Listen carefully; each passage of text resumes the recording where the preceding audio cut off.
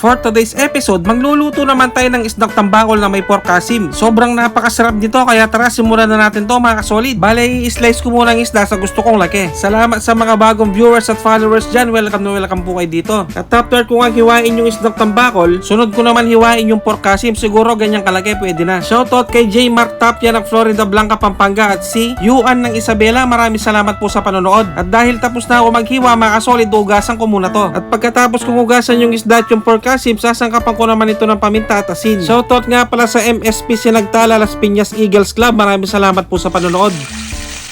At naginit na nga rin pala ako ng mantika at start na ako magprito. Bali, ang uunahin kong prituin dito yung pork asim. At pagkalipas ng ilang minutong pagpiprito, pwede na to mga kasolid. Iseset aside ko na tapos isusunod ko na yung isdang tambakol. Mas gusto ko kasi dito yung piniprito muna bago ko igisa. At shoutout nga rin pala sa ating mga bayaning OFW, mag-ingat po kayo lahat dyan. At pagkalipas na naman ng ilang minutong pagpiprito, pwede na to. Iseset aside na natin pero hindi pa natatapos dito ang pagluluto dahil mas lalo pa nating pasasarapin to. Gamit ang pinagprituan, start na tayong maggisa ng bawang, sibuyas, luya at sili. Gigisa-gisain ko lang na maayos to para lumabas ang aroma. At babalikan ko kayo mamaya. At pagkalipas ng ilang minuto mga kasolid, pwede na to. Sasangkapan ko na ito ng tatsa-tatsyang toyo, pamintang durog at suka. At hihintayin ko lang kumuluto. Shoutout nga pala kila Georgia at Jeddah. Pinapa-shoutout po kayo ni Sir Alvin Soliman. At dahil kumukulo na mga kasolid, una ko lang ilagay yung pinrito kong pork asim. Tapos isusunod ko naman yung pinrito kong isda. Napaka-solid at napakasarap ng kombinasyon na to, kaya sana tapusin yung video hanggang dulo. At pagkatapos kung malagay lahat mga kasolid, ilalagay ko naman yung pangalawang pigang gata at tatakpan ko lang to hanggang sa lumambot ang pork asim. At pagkalipas ng nasa 20 minutes, malambot na yung pork asim mga kasolid, ilalagay ko naman yung purong kakang gata at papakuluan ko lang ng ilang minuto to hanggang sa maging ganyan na ang itsura. At isusunod ko namang ilagay yung siling berde at yung siling pula. At siguradong nanonood din ngayon si JL Magdangal at ang Team Farm Singap ng Concepcion Tarlac. Maraming salamat po sa panonood. Tingnan nyo naman ang itsura ng niluto ko, sobrang nakakatakam na mga kasolid. Siguradong mauubos na naman ang isang kalderong kanin dito. At dahil luto na ang aking adobo sa gatang tambakol with pork, magpi-plating na tayo at syempre dito na tayo sa pinaka-exciting part, ang tikiman time. You know, parang trip kong kamay ito. Kain po tayo mga kasolid.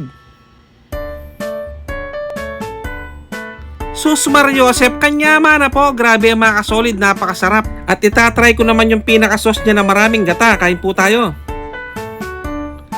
Grabe mga kasolid, napakalasa ng sauce niya. Bagay na bagay talaga siya sa kanin. At syempre, hindi pwedeng hindi natin tikman yung baboy, yun no? Napakalambot at the same time, sinipsip ng karne yung gata. At mapapakanin ka talaga pag ganito ang ulam mo. At kung nakarating ka na sa part ng bidyong to mga kasolid, pwedeng pag-comment naman kung tagasan ka para malaman ko kung saan umabot ang bidyong to. Maraming salamat. At syempre, bibigyan ko na kayo ng pambalakasang perfect bite. Yung ilalagay mo yung baboy sa kanin tapos bubuhusan mo ng sauce, mga tampo.